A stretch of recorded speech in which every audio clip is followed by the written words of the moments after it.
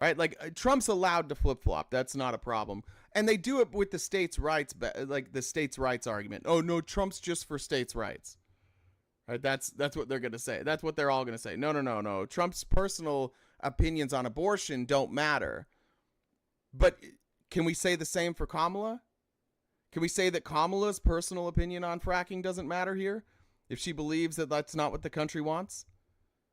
I feel like we can't have it both ways. But I do want to show you what's going on with abortion in some of these red states. And you guys heard the name Mike Moon?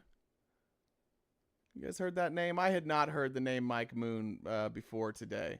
But now I've heard the name Mike Moon, and let me just read you something. I don't know if you guys can see this or not.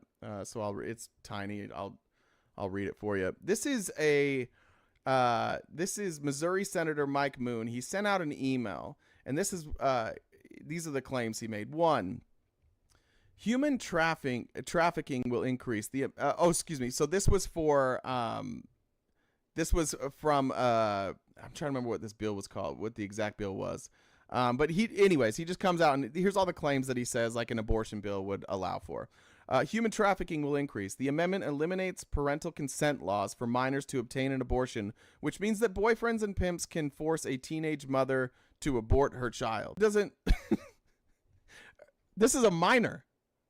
This is a minor, right? And this person is concerned that a minor will be able to abort their child. And instead of just saying like, hey, like these are minors and we're like, why is a minor pregnant in the first place? We're saying like, yeah, but if a minor gets pregnant, we won't be able to force them to keep that baby. The boyfriends and pimps can force a teenage mother to abort her child. He said there would be no medical standards required for abortions. Requiring medical standards to be met would be seen as the government infringing on a person's fundamental right to an abortion.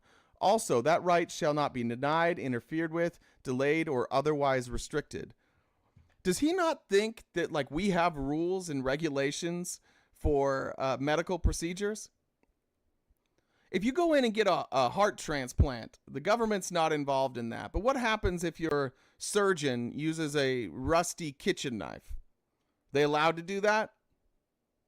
They allowed to just do whatever they want? Are we not allowed to monitor that? Are we not allowed to have guidelines? Are we not allowed to have laws? Are we saying that if we allow abortions, then we have to get rid of all bodies that oversee the medical community? There's no requirement for a medical doctor, and the amendment itself only references healthcare professional, which is a very broad term that could include LPNs, EMTs, paramedics. It could even include dental assistants and many other healthcare professionals. This is the arguments, guys. Guys, we can't put these abortion bills in because dentists will start performing abortions. Can you imagine, like, you're a dentist right now and you get this bill passes, you're like, you know what I'm tired of? Fucking cavities. I'm so tired of cavities. I'm done with cavities forever. I'm tired of doing braces. I'm tired of cleaning off plaque. I'm changing my business model now. And then they just start putting out Facebook ads like, if you used to come to Dr. Smith to clean your teeth, imagine if we could clean out your uterus. Like, what are we talking about here? Of course this wouldn't happen. Abortions could happen anywhere. Because the government cannot restrict or interfere with abortion access.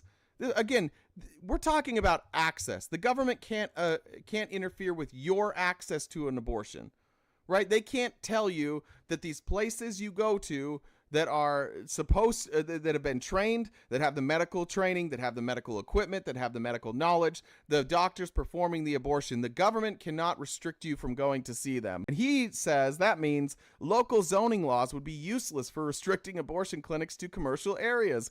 People might start performing abortions in their houses, which is a real thing that happens in states with abortion bans. All these things are just things that happen when you ban abortion. And he's saying that not having the government ban abortion would cause all these problems. It may, was that the same one? It may be possible for a healthcare professional to open a clinic in their home or apartment next to your own. When the lack of parental notification is considered as well, abortions could happen in the school nurse's office or health clinic.